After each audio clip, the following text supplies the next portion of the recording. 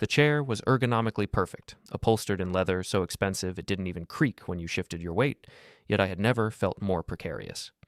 I sat at the far end of the mahogany expanse, watching Arthur Hale adjust his cufflinks. It was a rhythmic, practiced motion, the silver glinting under the recessed LED lighting of the Hale Enterprises boardroom. To his right sat Tessa, my wife of 12 years and the company's chief operating officer. She wasn't looking at me. She was studying a digital tablet, her thumb scrolling with a mechanical, detached precision. I knew the room was too quiet. In a company that moved at the speed of light, silence was a deliberate choice, usually reserved for the moments before a strike. I counted the seconds by the hum of the HVAC system. I am a systems engineer. I don't see rooms, I see flows of data, heat signatures, and structural vulnerabilities. Right now, the structural integrity of my life was failing. "Cyrus," Arthur said, finally looking up. His voice was like a well-tailored suit, smooth, heavy, and designed to project authority. "We've been reviewing the architecture for the Q3 expansion, specifically the integration of the neural mapping protocols you developed." "The protocols are solid, Arthur," I said. My voice was calm, a sharp contrast to the predatory stillness of the other 5 board members. "They're the foundation of the entire OS. Without them, the latency alone would tank the user experience." Arthur smiled. It was the smile he used for charity galas, all teeth and no warmth. "The foundation is indeed vital, but foundations are often buried once the skyscraper begins to rise. We've decided to move in a different direction for the leadership of the technical division. We need a visionary for the next phase, someone with a bit more external charisma." I glanced at Tessa. She still didn't look up. Beside her sat a man named Julian, a 30-something with a jawline designed for LinkedIn banners and a suit that cost more than my first car. He had been consulting for 3 months. I had seen the way he leaned into Tessa's workspace, the way their schedules aligned with mathematical certainty. I wasn't a jealous man. I was an observant one. I had seen the data points long before the pattern emerged. "A visionary," I repeated. The word tasted like copper. "You mean Julian?" "Julian has a remarkable grasp of the market interface," Arthur said, dismissing my technical legacy with a wave of his hand. "As of 10 minutes ago, the board has voted for a strategic restructuring. Your position as lead architect is being liquidated. We'll be honoring the severance package outlined in your initial contract from 8 years ago, of course." "The initial contract," I said softly. "The one written when we were a 3-person startup in a garage." "It's a generous package for a legacy contributor," Julian chimed in. His voice had a rehearsed, breezy quality. I looked at him. Really looked at him. I saw the slight tremor in his hand as he adjusted his pen. He was a front-end man, a stylist. He understood the paint on the walls, but had no idea how the plumbing worked. He was stepping into a nuclear power plant thinking he was just turning on a light switch. "Tessa?" I asked. She finally looked at me. Her eyes were clear, professional, and entirely devoid of the woman who had shared my breakfast table that morning. "It's about the company's growth, Cyrus. It isn't personal. We need to scale, and your approach is perhaps too granular, too focused on the internal logic rather than the outward expansion." "Logic is generally a requirement for a functioning system," I said. "We have the intellectual property," Arthur snapped, his patience thinning. "The system is built. We just need someone to drive the car, not the man who spent 5 years tinkering with the engine. You're done here, Cyrus. Security has already cleared your desk. Your access badges were deactivated the moment the vote was recorded." I didn't argue. I didn't plead. I didn't point out that I had built the kernel in a fever dream of late-night coding while Tessa slept. I didn't remind Arthur that I had saved this company from 3 separate hostile takeovers by building backdoors that only I knew how to close. I simply stood up. I felt a strange, cold clarity, the kind of feeling you get when a complex equation finally balances. I walked out of the boardroom without a word. The carpeted hallway felt long and sterile. As I reached the elevator, I saw 2 security guards standing by my office door. They looked uncomfortable. They liked me. I was the guy who fixed their laptops and remembered their kids' names. I gave them a short nod. They looked away. The drive home was a blur of gray highway and the rhythmic ticking of the turn signal. I didn't go to my office. I didn't check my phone. I sat in my car in the driveway of our suburban home, a house I had paid for with patents, and watched the sun dip below the trees. When Tessa arrived an hour later, she didn't act like a woman who had just fired her husband. She acted like a woman finishing a long day at the office. She walked into the kitchen, dropped her designer bag on the island, and pulled a folder from her briefcase. "I thought it would be easier if we handled the domestic side quickly," she said, sliding the folder toward me. I opened it. It wasn't divorce papers, not yet. It was a printed list of local temporary housing and short-term rentals, along with a schedule for when I could return to collect my remaining belongings. At the very top was a printout of a municipal shelter. "A shelter, Tessa?" I asked, my voice devoid of inflection. "I'm keeping the house, obviously," she said, pouring herself a glass of chilled white wine. "And since your severance is based on the 2017 valuation, you might find the market a bit tight. I wanted to make sure you had options."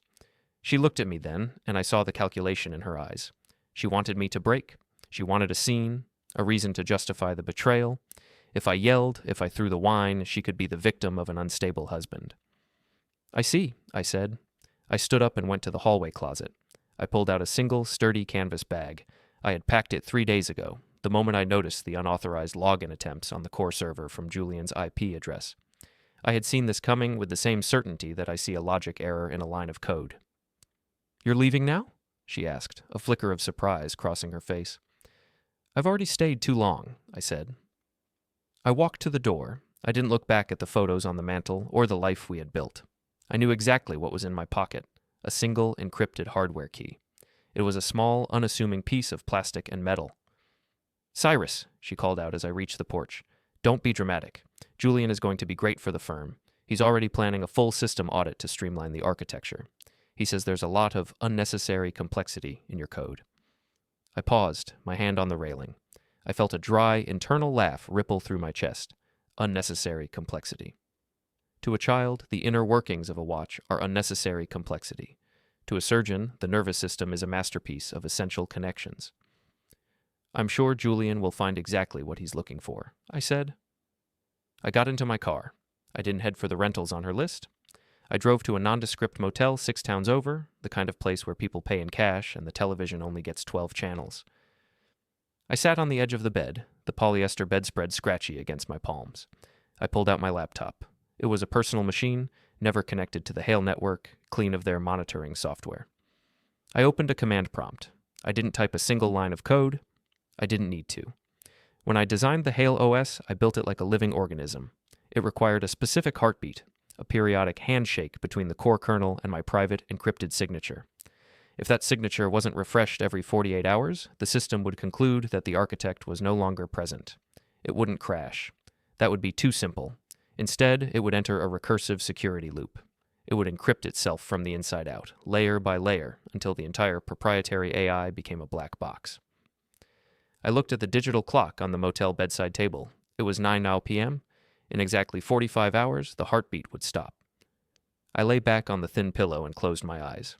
I thought about Arthur's silver cufflinks and Tessa's cold thumb on her tablet. I thought about Julian, the visionary, standing in front of a monitor as the screen turned a steady, unyielding amber. I didn't feel angry anymore. Anger is an expenditure of energy, a leak in the system. I felt like a man who had just finished the first draft of a very long, very detailed blueprint. The demolition was scheduled, the permits were filed. All I had to do now was watch the clock. The silence of the motel room was absolute. For the first time in a decade, I wasn't the man keeping the world running. I was just a man in a room, waiting for the logic to play out. The motel room smelled of stale ozone and industrial-grade lemon cleaner. It was a sterile, boxy environment that suited my current state of mind perfectly. There were no memories here, no sentimental attachments to the wallpaper or the furniture. I spent the first 12 hours in a state of hyper-analytical observation. I watched the way the sunlight crawled across the stained carpet, measuring the angle of the shadow to confirm the time. I was waiting for the internal noise of my life to subside, for the echoes of Arthur's voice and Tessa's indifference to settle like dust in a vacant house. I had always been a man of routines. For 12 years, my morning had been dictated by the Hale Enterprises server logs and the temperature of Tessa's preferred roast. Now the routine was gone, replaced by a vacuum. Most people fear a vacuum. I viewed it as a clean slate for a new architecture. I spent the afternoon dismantling my smartphone. I removed the SIM card, the GPS module, and the microphone, rendering it a hollowed-out shell of glass and plastic. I didn't need to communicate with the world. I needed to observe it from the periphery. As the second night arrived, I felt the familiar pull of the code. It was a phantom limb sensation.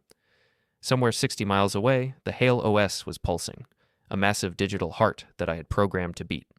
I knew exactly what was happening in the server room. The cooling fans would be humming at a steady 4,000 RPM. The data packets would be flowing through the switches like a river, but the river was approaching a dam. My absence was a mathematical variable that the system was starting to calculate. Every hour I didn't provide the handshake, a small piece of the kernel shifted. It was subtle, a microsecond of lag here, a redundant parity check there. To an outsider like Julian, it would look like background noise. To me, it was the sound of a countdown. I found myself thinking about the garage, before the glass towers and the boardrooms. It was just me and a soldering iron. I remembered the night I wrote the initial security protocols. Tessa had brought me a sandwich and sat on an old milk crate watching me work. She had been proud of me then, or perhaps she had just been proud of the potential she saw in my talent. She was an expert at identifying assets. Somewhere along the line, she had stopped seeing me as a partner and started seeing me as a legacy component, a piece of hardware that was reliable but increasingly obsolete in the face of shiny new marketing strategies. By the 36th hour, the isolation began to feel physical. I stayed inside, venturing out only once, to a nearby grocery store for water and protein bars. I paid in crumpled bills, avoiding the gaze of the clerk. I was a ghost in the machine. I spent the evening rebuilding the timeline of the betrayal in my mind. I looked for the exact moment the shift happened. It wasn't the board meeting. It wasn't even the arrival of Julian. It was 6 months ago, during the annual retreat, when Arthur had mentioned a liquidity event that would require total control of the intellectual property. I had assumed he meant protecting the company from outside threats. I hadn't realized I was the outside threat he intended to neutralize. I opened my laptop and connected to a public Wi-Fi signal 3 blocks away using a high-gain antenna I'd rigged from the motel window. I didn't check the news. I checked the public-facing stock tickers and the status page of the Hale Enterprise client portal. It was green. Everything looked perfect. The facade was holding. I could almost see Arthur leaning back in his leather chair, glass of scotch in hand, telling Julian what a brilliant move it had been to trim the unnecessary complexity from the payroll. Then, at the 40-hour mark, the first indicator appeared. A small alert on a tech forum I monitored. A junior developer at a logistics firm, one of Hale's biggest clients, was asking about an undocumented kernel exception 404 alpha. My pulse didn't quicken, it steadied. That specific exception wasn't a bug. It was a gate closing. The system had stopped accepting new administrative commands. It was now operating on a loop, executing the last known valid instructions while slowly isolating the core databases. I stood by the window of the motel, watching a silver sedan pull into the parking lot. 2 men got out. They wore dark suits and moved with a coordinated military precision that screamed private security. They weren't looking for a room. They were looking for a target. Arthur wasn't waiting for the system to fail. He was already sensing the change in the air. He knew me well enough to know I wouldn't just vanish without a contingency. He was trying to find the architect before the building collapsed. I moved away from the window, my movements fluid and deliberate. I didn't feel fear. I felt the thrill of a well-executed simulation. I had anticipated this. I grabbed my canvas bag, which was already packed with my essentials and the hardware key. I didn't leave through the front door. The motel had a small laundry access corridor that led to an alleyway behind a row of dumpsters. I moved through the shadows, my footsteps silent on the damp pavement. I heard the sound of a door being kicked in. Room 214. My room. The sound of splintering wood echoed in the narrow alley. They were aggressive, which meant Arthur was desperate. Desperation is a flaw in any system. It leads to errors. I reached the end of the alley and stepped onto the main street, blending into the small crowd of people leaving a nearby cinema. I looked like any other tired traveler, a man with a bag and nowhere to be. I walked 3 blocks to a parking garage where I had left a second, older vehicle, a nondescript blue sedan I'd purchased through a shell company months earlier as a just-in-case measure. I am an engineer. I always build in redundancy. As I pulled out of the garage, I saw the silver sedan scream past, heading toward the highway. They thought I would run for the state line. They thought I was a rabbit. They didn't understand that I was the one who had designed the maze. I drove to a 24-hour diner on the outskirts of the city. I sat in a corner booth, the smell of burnt coffee and grease providing a strange comfort. I pulled out a small burner flip phone. It buzzed almost immediately. No caller ID. I answered without speaking. Cyrus? It was Tessa. Her voice was high-pitched, strained. The professional mask had a hairline fracture. The system is acting up, she said, her words tumbling out in a rush. Julian says it's a minor synchronization error, but the client portal is sluggish. Arthur is... He's concerned. He thinks you did something before you left. He's sent people to talk to you. I'm sure Julian can handle a minor synchronization error, I said. My voice was like ice, smooth, hard, and cold. He's the visionary, after all. Cyrus, don't be like this. If there's a password or a bypass we missed, just tell me. We can renegotiate the severance. Arthur is willing to be very flexible if you just cooperate. It's not about the money, Tessa. It was never about the money. Then what is it about? Pride? You're going to sabotage your own work because your feelings were hurt? I'm not sabotaging anything, I said, watching the rain start to streak the diner window. I'm simply no longer maintaining the environment. A garden needs a gardener, Tessa. Without one, the weeds take over. That's not sabotage, that's nature. Cyrus, listen to me. I ended the call. I didn't turn the phone off. I placed it on the table and watched it. 30 seconds later, a text message arrived. It wasn't from Tessa. It was an automated system alert from the Hale Core. Emergency kernel lockout initiated. Unauthorized administrative override detected. System entering read-only mode. Key required. The 48 hours were up. Julian had tried to force his way in. He had tried to streamline the code by deleting what he didn't understand. In doing so, he had tripped the final wire. The company was now a multi-billion-dollar machine with no steering wheel. Every contract, every piece of client data, every proprietary algorithm was now locked behind a wall that only I could breach. I felt a profound sense of peace. The world was finally catching up to the reality I had seen in that boardroom. I had been fired, discarded like a broken tool. But you cannot fire the laws of physics, and you cannot fire the logic of a system. I was no longer an employee or a husband. I was the singular point of failure. I picked up the phone and typed a single message back to the system administrator account, which I knew would be routed directly to Julian's monitor and Arthur's tablet. The key is not for sale. I walked out of the diner, leaving the phone on the table. The rain was coming down harder now, a steady, relentless downpour that washed the city clean. I got into my car and started the engine. I had no destination, but for the first time in years, I knew exactly where I was going. The silence was over. The consequences were beginning. I looked at the rearview mirror as I pulled away. In the distance, the lights of the city skyline seemed to flicker, a visual representation of the chaos I knew was spreading through the Hale headquarters. They would be shouting now. They would be calling experts, hiring consultants, threatening lawyers. They would realize, slowly and then all at once, that they had built their entire empire on a foundation they didn't own. I drove into the night, the steady rhythm of the windshield wipers the only sound in the car. I was the architect of the silence, and I was just getting started. The morning light in the public library was thin and filtered through high, dust-streaked windows. It was a cathedral of analog information, the perfect place to hide a digital ghost. I sat at a scratched oak table in the back of the reference section, surrounded by heavy volumes of patent law and corporate statutes.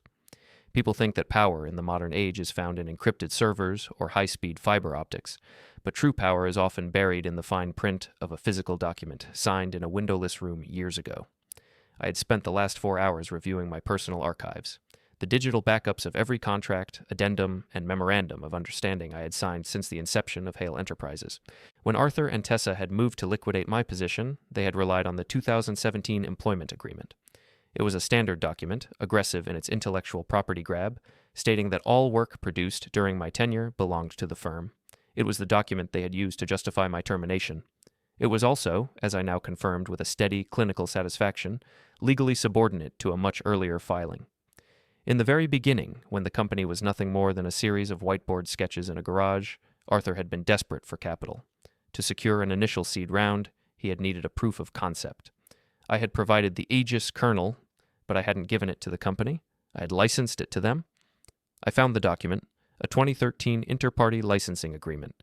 It was a 3-page relic of a time when Arthur treated me like a genius rather than an employee. Section 4.2 stipulated that the underlying architecture remained the personal property of the creator, licensed to the entity known as Hale Enterprises for a period of 10 years, or until such a time as the lead architect was no longer active in the development of the primary product. By firing me, Arthur hadn't just removed a person, he had triggered a termination clause in the license of his own core technology. Without me, the license expired. The entire OS, the AI protocols, the very neural mapping Julian was currently trying to dismantle, it was all legally mine. Every second they spent trying to bypass the lockout, they were technically committing patent infringement on a massive scale. I closed my laptop and leaned back. The logic was inescapable. I wasn't just a man with a grudge. I was the owner of the ground they were standing on. I left the library and drove toward the city center. I had an appointment, though not one the other party was expecting. I pulled into the parking lot of a high-end athletic club where Julian spent his lunch hours. I knew his schedule because I had built the calendar integration that managed it. I waited near his car, a pristine silver Italian sports car that screamed of unearned confidence. When Julian emerged 40 minutes later, he was glowing with the post-workout arrogance of a man who believed he had won. He saw me leaning against the brick pillar near his vehicle, and his pace faltered for only a fraction of a second before he smoothed his features into a smirk. "Cyrus," he said, clicking his key fob. The car chirped in greeting. "I heard you were making some cryptic phone calls to Tessa. You really should move on. It's a bad look, hanging around the old haunts." "I'm not here for Tessa, Julian," I said. I stood up straight, my hands in my pockets. I didn't move toward him. I didn't need to. "I'm here to give you some technical advice. Since you're the new visionary, I thought you'd appreciate the clarity." Julian laughed, a sharp, hollow sound. "We're already bypassing your little lockout, Cyrus. It'll take another day, maybe 2, but we've got a team from a third-party firm coming in. Your complexity is just a series of nested loops. We'll have the system back by Friday." "You won't," I said. My voice was quiet, rhythmic.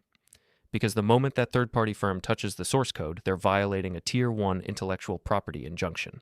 I filed the notice with the Patent Office 2 hours ago. The Aegis kernel isn't company property. It's mine. You're currently presiding over a digital museum of stolen goods." The smirk didn't disappear, but it froze. Julian's eyes flickered to his car, then back to me. "You're bluffing. Arthur would never have signed something that gave you that kind of leverage." "Arthur was hungry in 2013, I said. And he never was much of a reader. He likes the big picture. He leaves the granular details to people like me, people he thinks are too quiet to be dangerous." I stepped closer, just enough to enter his personal space. He didn't move. He was a man who understood social dominance through volume and posture, but he had no defense against the absolute certainty of a man who had already won the argument. "Check the filing, Julian, or better yet, call Arthur. Ask him to look for the 2013 Interparty Agreement in the blue folder in his private safe. Not the digital copy, the paper one, the one with the wet ink signature." I turned to walk away, but then I stopped and looked at his car. That's a beautiful machine. Precision engineering. It would be a shame if something compromised the structural integrity of the experience. "Are you threatening me?" Julian asked, his voice rising. "Not at all," I said. "But you should check your tire pressure, and perhaps the alignment. Sometimes when a system is under too much stress, the smallest imbalances cause a total loss of control." I didn't touch his car. I didn't have to. I had simply noticed that he had parked over a storm drain where the salt from the winter runoff was particularly heavy, and his rear left tire was sitting on a shard of glass he'd missed. I was merely pointing out the environment. But Julian didn't see the environment. He saw a ghost in his periphery. He scrambled into his car, his movements jerky and uncoordinated. I drove away, leaving him fuming in the parking lot. My next stop was a small, independent legal firm that specialized in high-stakes corporate mediation. I wasn't there to sue. I was there to facilitate a transfer of information. I handed the clerk a thumb drive containing the 2013 agreement and a list of Hale Enterprises' top 10 shareholders. "Deliver this to the board members' personal residences," I said, "not the office. Their homes, by dinner time." The afternoon was a masterclass in controlled escalation. I watched from a distance as the Hale stock price began a slow, jagged descent. The sluggishness Tessa had mentioned was now a full-blown service outage. Major logistics firms were seeing their supply chains stall because the Hale AI wasn't authorizing the routing protocols. The world was realizing that the visionary at the helm didn't have the keys to the engine room. Around 6 p.m., my burner phone buzzed. It was a text from an unknown number, but the phrasing was unmistakably Arthur. "Meet me at the house. 8 p.m. Just us. We will resolve this." I stared at the screen. Just us was a lie. Arthur never did anything alone. He operated through proxies, through lawyers, through the sheer weight of his reputation. But he was losing the one thing he valued more than money, the perception of control. The shareholders would be reading my documents now. They would be realizing that their investment was tied to a technology that Arthur Hale didn't actually own. I spent the remaining 2 hours in a quiet park, watching the parents and children play. It was a strange sensation, being so disconnected from the normal rhythms of life while holding the strings of a multi-million-dollar catastrophe. I felt like a watchmaker who had removed a single, tiny gear and was now watching the entire clock tower tilt. I arrived at the Hale estate at precisely 8 p.m. The iron gates were open, a silent invitation into the lion's den. The house was a sprawling glass and stone monument to Arthur's ego, nestled in the hills and overlooking the city he thought he conquered. I parked my blue sedan next to a line of black SUVs.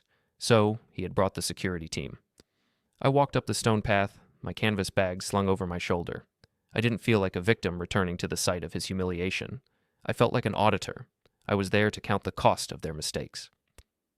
The front door was opened by a man I recognized from the parking garage, one of the suit-clad shadows Arthur used for intimidation. He didn't speak, he just motioned me toward the dining room. The air inside the house was heavy with the scent of expensive cedar and the underlying tension of a failing system. I could hear the muffled sound of a heated argument coming from the study, Arthur's booming baritone and Tessa's sharp, analytical counterpoints. They were fighting each other now. The unit was breaking. I entered the dining room. It was a long, cold space with a table that could seat 20. Arthur sat at the head, a bottle of bourbon and a single glass in front of him. Tessa was standing by the window, her back to the room. Julian was nowhere to be seen. "Sit down, Cyrus," Arthur said. He looked older than he had 2 days ago. The lines around his eyes were deeper, and his hand hovered near the glass with a slight, almost imperceptible tremor. "I'll stand," I said. "I'm not here for a meal. I'm here for the closing of the account." Tessa turned around. Her face was pale, her expression a mix of fury and something that looked dangerously like fear. "You contacted the shareholders, Cyrus? You went outside the family. Do you have any idea what you've done to the brand? The valuation has dropped 20% since the markets closed." "The brand was built on a lie, Tessa," I said. "You told the world you owned the Aegis kernel. You told the board I was a disposable contractor. I simply provided the documentation to correct the record. I thought you valued transparency." "What do you want?" Arthur growled, slamming his hand on the table. The bourbon sloshed in the glass. "You want money? Name the figure. We'll rewrite the severance. We'll give you a consultant fee that will keep you in luxury for the rest of your life. Just give us the key and sign a non-disclosure agreement." I looked at him, then at Tessa. I saw the desperation in their eyes, the way they were looking at me as if I were a natural disaster they could negotiate with. They still didn't get it. They thought this was a transaction. "I don't want your money, Arthur," I said. I've already sold the patent rights." The silence that followed was absolute. It was the silence of a system hitting a terminal error. "You what?" Tessa whispered. "I sold the underlying license to Nexacorp this afternoon," I said, my voice steady and calm. "They've been looking for a way to break your monopoly for years. They bought the 2013 agreement for a very fair price. As of 3 hours ago, you aren't just infringing on my patents, you're infringing on theirs, and they have a much larger legal department than I do." Arthur's face went from pale to a deep, dangerous red. He stood up, the chair screeching against the marble floor. "You destroyed it. You destroyed everything we built." "No," I said, turning toward the door. "I just moved the foundation. You're the ones who forgot to check if the house was still attached to it." I walked out of the room, leaving them in the ruins of their own arrogance. I could hear Arthur beginning to shout, the sound of a glass shattering against the wall, but I didn't look back. I had one more move to make, and it wouldn't happen in a boardroom or a dining room. It would happen in the quiet, logical space where the truth finally met the consequence. The Hale family estate was illuminated like a fortress under siege, every exterior floodlight washing the gray stone in a clinical, unforgiving white. It was the night of the annual Founders' Dinner, a tradition Arthur used to reinforce the hierarchy of his social and professional circles. Normally, I would be the quiet figure in the background, ensuring the smart home systems adjusted the ambient lighting and temperature to keep the guests comfortable. Tonight, the climate control was struggling. I could see the condensation on the high glass windows from the driveway. The system was oscillating, unable to find its equilibrium without the core heartbeat I had removed. I adjusted my tie in the rearview mirror. I wasn't wearing a tuxedo like the other guests. I wore a dark, sharp suit that felt like armor. I carried nothing but a slim tablet and the knowledge of every digital footprint left behind in the last 6 months. I didn't use the surface entrance. I walked straight to the front doors, which were flanked by the same security team Arthur had sent to the motel. They moved to block my path, their expressions tense. "Mr. Hale is expecting me," I said, my voice projecting a calm that unsettled them. "In fact, the entire board is expecting the information I'm carrying. You can either let me in or explain to Arthur why the Nexacorp injunction reached the press before he had a chance to manage the narrative." They hesitated. In a hierarchy built on power and information, they realized I currently held more of both than they did. They stepped aside. The grand ballroom was a sea of silk, perfume, and hushed, frantic conversations. The service outage was no longer a technical hiccup. It was a contagion. I saw the faces of the senior vice presidents, men and women who had spent years treating me like a piece of the office furniture. They looked at me now with a mixture of confusion and dawning recognition. They knew the ship was taking on water, and they were starting to realize I was the only one who knew where the lifeboats were kept. I spotted Arthur at the far end of the room, surrounded by his inner circle. Tessa was beside him, her hand gripping a crystal flute so tightly her knuckles were as white as the marble floor. Julian stood slightly apart, looking at his phone with a frantic energy, his previous bravado replaced by the twitchy desperation of a man who had realized he was out of his depth. I didn't wait to be announced. I walked through the center of the room, the crowd parting as if sensing the shift in the room's gravity. The conversations faded as I approached the head table. "Cyrus," Arthur said, his voice a low, dangerous rumble. "You have a remarkable lack of self-preservation. I told you we would resolve this privately." "The time for private resolutions ended when you hired a security team to break into my motel room, Arthur," I said. I didn't raise my voice, but in the sudden silence of the ballroom, every word carried to the furthest corners of the room. "And I'm not here to negotiate. I'm here to provide the audit you all seem so desperate for." I tapped a command on my tablet. Around the room, the large decorative monitors that usually displayed the company's stock performance and promotional reels flickered. Instead of the Hale Enterprises logo, a timeline appeared. It was a forensic reconstruction of the last 6 months. Email headers, server logs, and calendar invites. "What is this?" Tessa hissed, stepping forward. "Cyrus, stop this immediately." "It's the data, Tessa.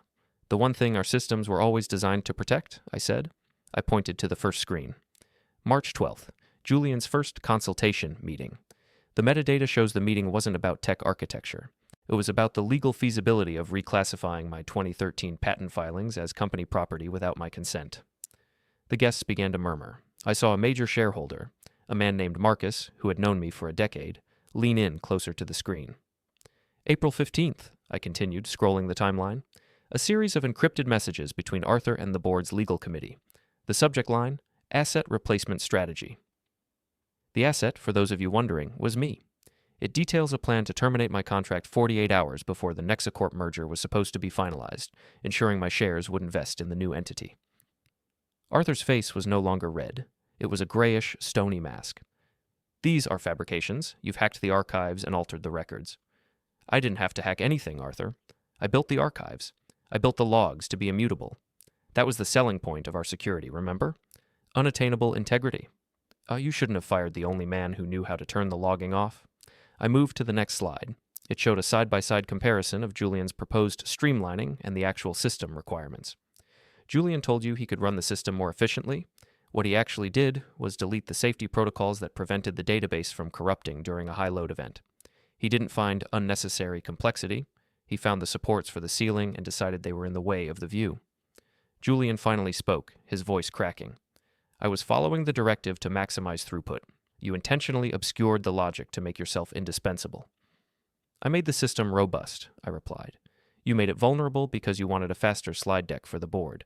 And in the process, you triggered the lockout that has currently frozen 40% of our clients' active accounts." I looked around the room. The prestige Arthur had spent 40 years building was evaporating in real time. This wasn't a physical confrontation. It was a total collapse of the social and professional narrative that sustained him. His peers weren't looking at him with sympathy. They were looking at him as a liability. "You think this wins you something?" Tessa asked, her voice trembling with a cold, focused rage. "You've destroyed the company. You've destroyed our life. You're standing in the middle of a wreckage you created." "I didn't create the wreckage, Tessa. I just turned on the lights so everyone could see it," I said. "You and Arthur decided I was an obstacle to your growth. You decided that my loyalty was a weakness to be exploited. I'm simply returning the system to its natural state. Without the architect, the building doesn't stand. That's not revenge. It's a structural fact." Arthur stepped toward me, his hand raised as if to grab the tablet, but he stopped. He looked at the security guards, but they didn't move. They were watching the screens, realizing that the man paying their salaries was currently presiding over a bankrupt empire. "The Nexacorp injunction is real," I said, addressing the room at large. "As of tomorrow morning, they will be filing for a full receivership of the Hale intellectual property. Since I sold them the base license, they have the legal right to seize the servers to prevent further infringement. Anyone with outstanding contracts with Hale Enterprises should probably consult their own legal counsel by morning." The room erupted. The calm, polite atmosphere of the founders' dinner was replaced by a frantic scramble. People began to reach for their phones.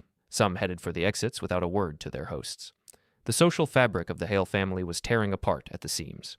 Arthur sank into his chair at the head of the table. He looked small. The mahogany and silk no longer projected power. They looked like the relics of a forgotten era. Tessa stood beside him, looking at me with a profound, terrifying realization. She had spent 12 years thinking she knew exactly how much pressure I could take. She had never considered what happened when the pressure was redirected. "I gave you everything," she whispered, her eyes searching mine for a flicker of the man she used to know. "You gave me a list of homeless shelters, Tessa," I said.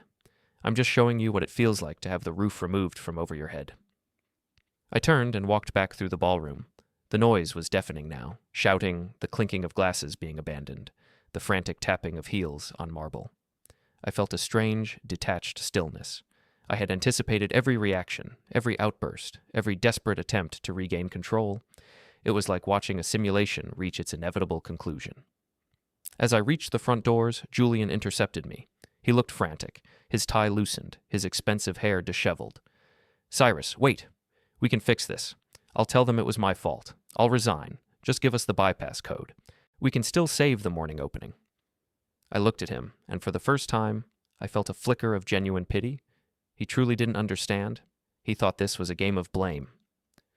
"The code won't help you, Julian," I said. "The system isn't locked because of a password. It's locked because it no longer recognizes you as a valid component. You can't bypass the truth." I stepped out into the cool night air. The floodlights were flickering now. The oscillating power draw from the failing climate control was finally stressing the local grid. As I walked to my car, the estate behind me went dark for a full 3 seconds before the emergency generators kicked in with a guttural, fading moan. I sat in the driver's seat and looked at the house. In the darkness, the stone looked cold and ancient, like a tomb. I had dismantled the narrative. I had exposed the timeline. But the final move was still ahead. Arthur would try one last gambit, a legal or physical strike born of pure desperation. And I would be ready, not with force, but with the final lever that would ensure the name Hale was never spoken with anything but a warning. I drove away from the flickering lights, the silence of the car a welcome relief from the chaos I had left behind. The architecture of my revenge was nearly complete. Only the final cornerstone remained.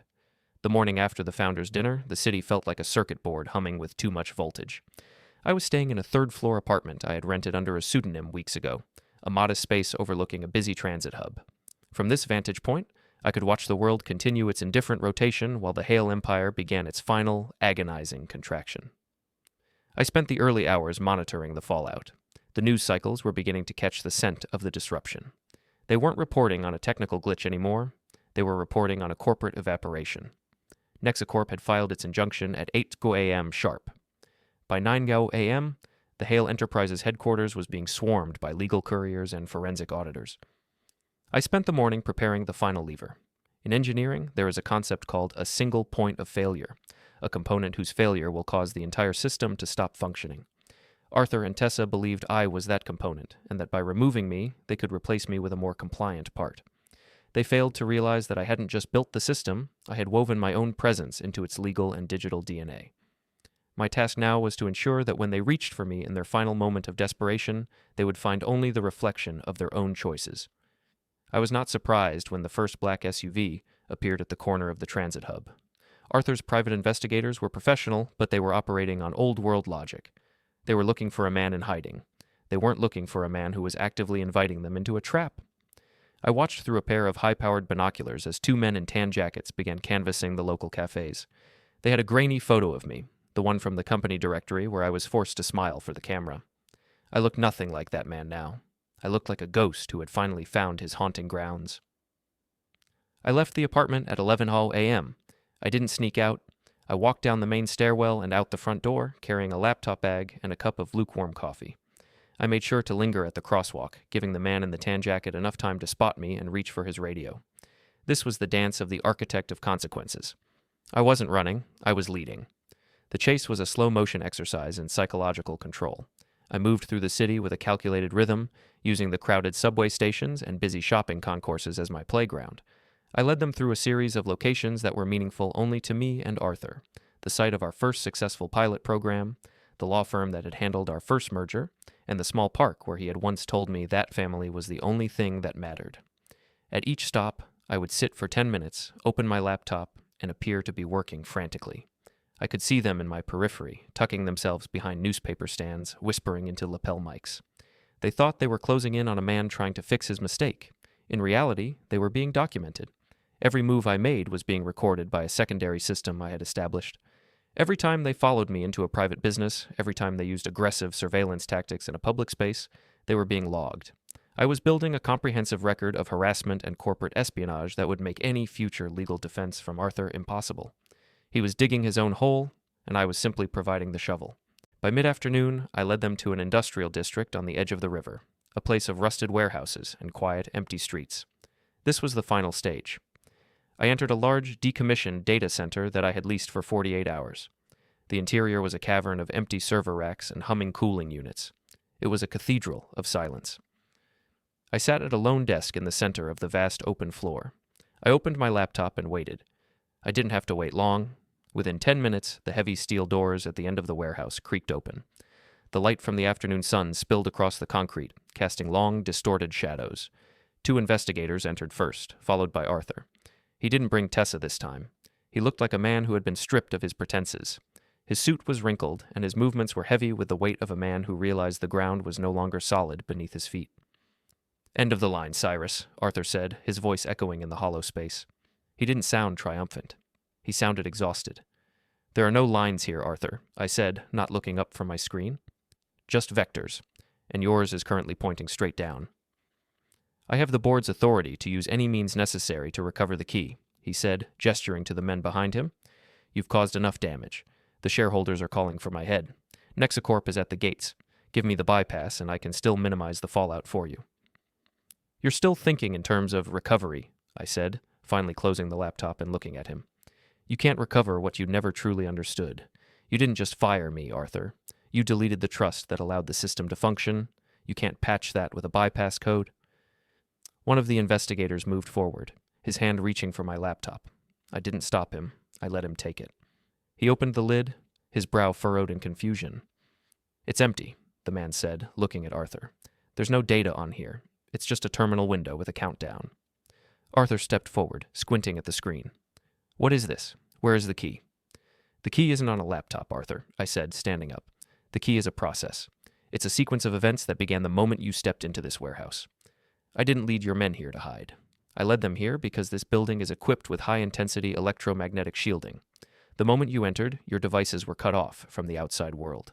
And while you've been standing here trying to intimidate me, the final legal transfer of the Hale Enterprises core assets to the public domain has been initiated." Arthur's eyes widened. "Public domain? You can't. That's billions in intellectual property." "It's a poison pill clause, Arthur. It was in the 2013 agreement you never read. Section 9.4. In the event of an unauthorized hostile takeover or a breach of the licensing integrity, the architecture reverts to a non-proprietary status to prevent the monopolization of the technology by a hostile entity. By attempting to bypass the lockout using third-party contractors, you triggered the clause. The system concluded that the entity known as Hale Enterprises was no longer a valid steward of the code." "You're lying," Arthur breathed, but he was already reaching for his phone.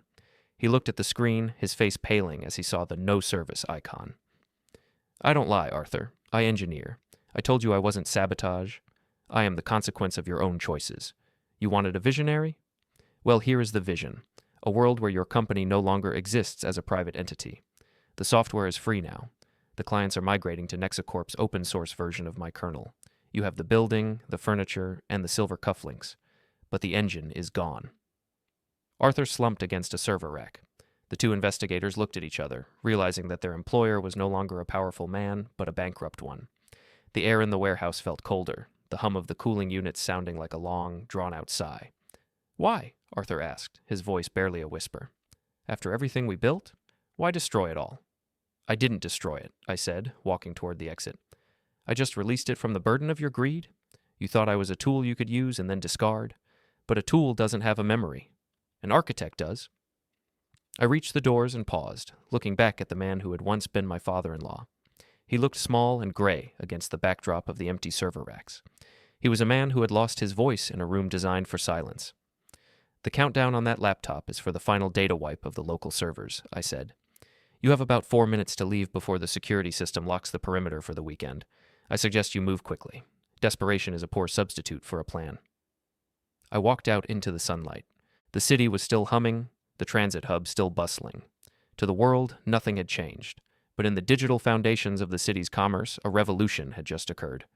The name Hale was already becoming a footnote, a cautionary tale about the dangers of underestimating the man who built the walls. I got into my blue sedan and drove away. I had one final appointment, the moment where the truth would be delivered to the only person left who still thought she could win. The phone in my pocket buzzed. It was a personal line, one only Tessa had. I didn't answer it. I didn't need to. I knew what she was going to say. She was going to ask for a way back. She was going to talk about the 12 years, the house, the life. She was going to try to find the man who had once loved her. But that man was a component that had been removed from the system, and the system was now operating at peak efficiency. The headquarters of Hale Enterprises was a monument of glass and steel that appeared to be vibrating under the pressure of its own obsolescence. As I pulled into the circular drive one last time, the atmosphere was markedly different from the sterile, hushed arrogance of my termination a few days prior. The air felt charged with a frantic, desperate energy. Employees were exiting the building in clusters, their faces reflecting the harsh glow of the emergency lights that had become a permanent fixture of the lobby. The digital ticker in the atrium, which once proudly displayed the company's climbing valuation, was now a jagged sequence of stagnant zeros. I walked through the glass doors. No one stopped me. The security guards were no longer looking for badges. They were looking at their phones, likely refreshing their bank accounts or checking the status of their severance. I rode the elevator to the top floor in a silence so profound it felt like the building itself was holding its breath.